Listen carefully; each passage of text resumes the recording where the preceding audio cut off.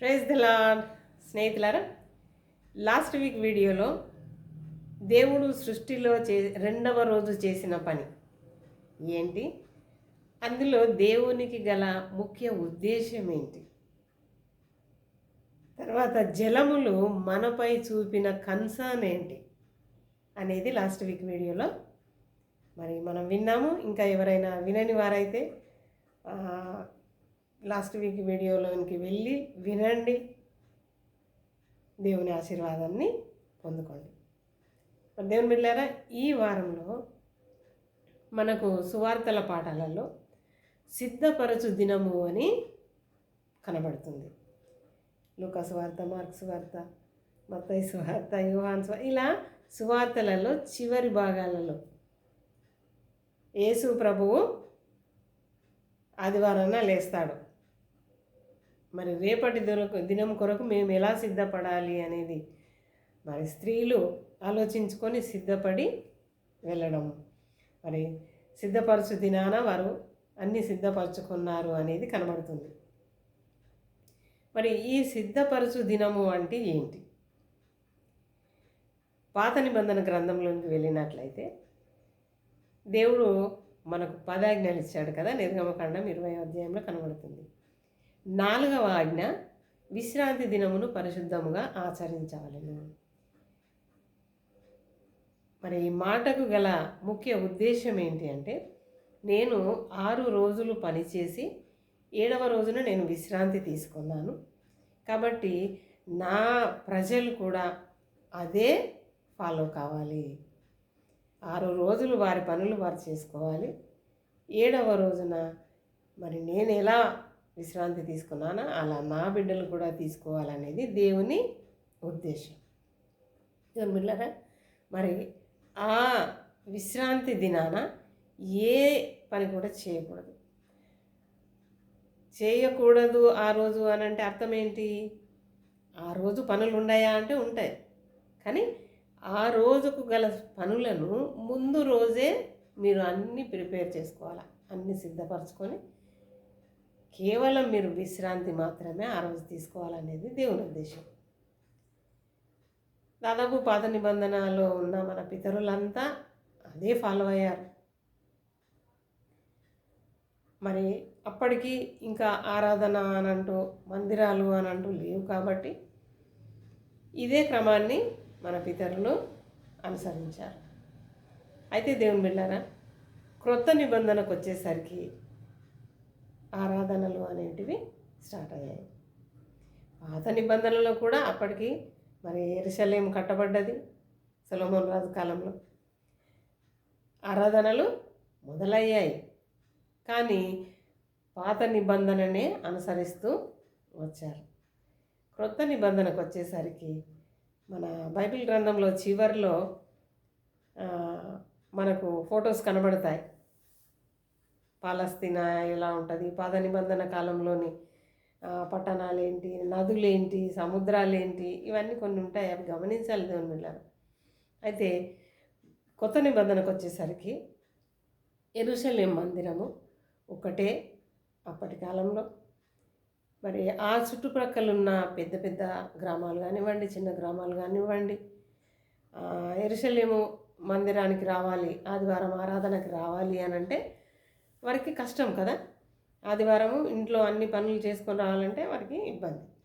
కాబట్టి అప్పటి వాళ్ళు ఏం చేసేవారట, శనివారమే అన్ని పనులు ముగించుకొని ఆదివారము యెరూషలేము మందిరానికి వచ్చేవాళ్ళంట. దేవుని బిడ్డలారా, మరి దానిని బట్టి సిద్ధపరచు దినము అనేది ఏర్పడ్డది. శనివారము సిద్ధపరచు దినము. అర్థమైంది అనుకుంటా. అయితే దేవుని బిడ్డలారా, ఈ సిద్ధపరచు దినము అనేది మన పితరులు ఎలా ఏర్పాటు చేశారు, ఎందుకు ఏర్పాటు చేశారు అనేది మనం ఆలోచించాలి. ఈ క్రమాన్ని ఇప్పుడు మనము పాటిస్తున్నామా? సిద్ధపరచు దినము అనేది పెద్ద పని కాదు, తప్పు కాదు. పునరుత్థాన దినము కొరకు లేక ఆదివారము కొరకు, ఆదివారము ఆరాధనలో మనం సంపూర్తిగా కూర్చుండడానికి ముందే మన పనులన్నీ ముగించుకోవడం, స్పష్టంగా మన కోవాలో చెప్పాలి అంటే, కాదంటారా? అవును దేవుని బిడ్డలారా, ముందే పనులన్నీ ముగించుకొని ఆదివారం ఆరాధనకు సమయానికి వెళ్ళాలి అనేది సిద్ధపరచు దినము యొక్క ముఖ్య ఉద్దేశం. మరి ప్రస్తుతం మనం ఎలా ఉన్నాం? ఆదివారం వచ్చిందంటేనే అప్పుడే ఇస్త్రీ చేసుకోవాలి బట్టలు, అప్పుడే షేవింగ్లు చేయాలి, అప్పుడే హెయిర్కి కలర్ ఇవ్వాలి, అప్పుడే మటన్కి వెళ్ళాలి కదా. చాలాసార్లు చూశాను, మేము చర్చికి వెళ్తూ ఉంటే కొందరు అలా బయటకు వెళ్ళేవాళ్ళు, చర్చి టైం అయింది ఎటు వెళ్తుందంటే మటన్ తేవాలి కదా అలా అంటారు. అది ప్రాముఖ్యమైనది కాదు కదా దేవుని బిడ్డలారా. దేవుని మందిరానికి వెళ్ళాలి అంటే ముందు రోజే సిద్ధపడాలి అనేది మనకు పరిశుద్ధ గ్రంథం సెలవిస్తుంది. మరి మనం అలా సిద్ధపడుతున్నామా? చాలా మటుకు ఆదివారం ఆరాధనలో మనలో ఎంతమంది మీ ప్రసంగం సమయంలో వెళ్తున్నాం? మనం ఎంతమంది మీ ప్రసంగం ముగింపు సమయంలో మందిరానికి వెళ్తున్నాం? ఆలోచించుకుందాం దేవుని బిడ్డలారా. ఇది మనల్ని చూసేవాళ్ళు, లేక మన పాస్టర్స్, అయ్యగారులు, లేక మన సంఘ పెద్దలు వారు ఏమనరేమో, కానీ జాగ్రత్త దేవుని బిడ్డలారా, దేవుని దృష్టిలో నీవు ఉంటావు. ఆదివారం మందిరానికి సరి అయిన సమయానికి మనం వెళ్ళే ప్రయత్నం చేయాలి. ఎందుకు అనంటే వారమంతా దేవుడు నీకు అనుమతి ఇచ్చాడు, నీ కొరకు నీవు జీవించడానికి. ఆదివారము అనేది అది దేవుని దినం.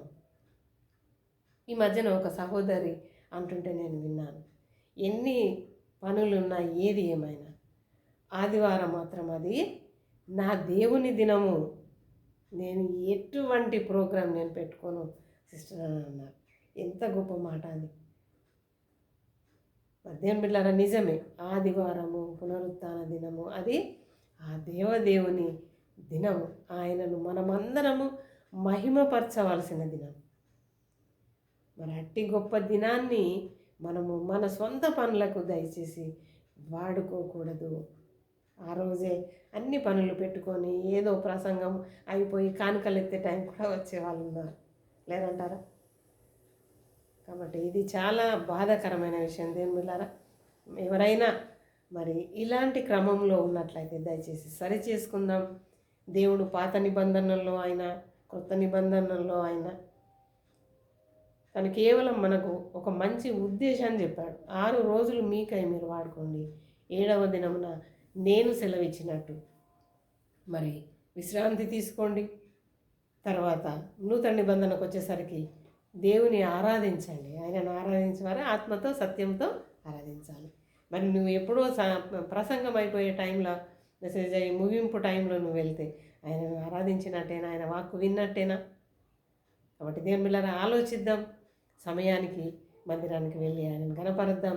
సిద్ధపరచు దినము అని అంటే శనివారమే మన పనులన్నీ ముగించుకొని శనివారం అంతా మనం సిద్ధపరచుకుందాం. బట్టలు సిద్ధపరచుకుందాం, బ్యాగ్ సిద్ధపరచుకుందాం, మన అలంకరణ అంతా సిద్ధపరచుకొని దేవుని ఆరాధించడానికి రెడీగా ఉండాలి. మరి అట్టి గొప్ప దినాన్ని మనమందరం మర్చిపోకూడదు. సిద్ధపరచు దినము అనేది ఎప్పుడూ మన మనసులో ఉండాలి. పునరుత్థాన దినమున చాలా ఉత్సాహంగా అన్ని పనులు ముగించుకొని, ప్రభువా నేను సమయానికి వస్తున్నాను నీ సన్నిధికి అని ఒక సంతోషమైన హృదయంతో ఆయన మందిరానికి వెళ్దామా? అటు నడిపింపు దేవుడు మీకు నాకు అందరికీ అనుగ్రహించును గాక. ఆమేన్, ఆమేన్.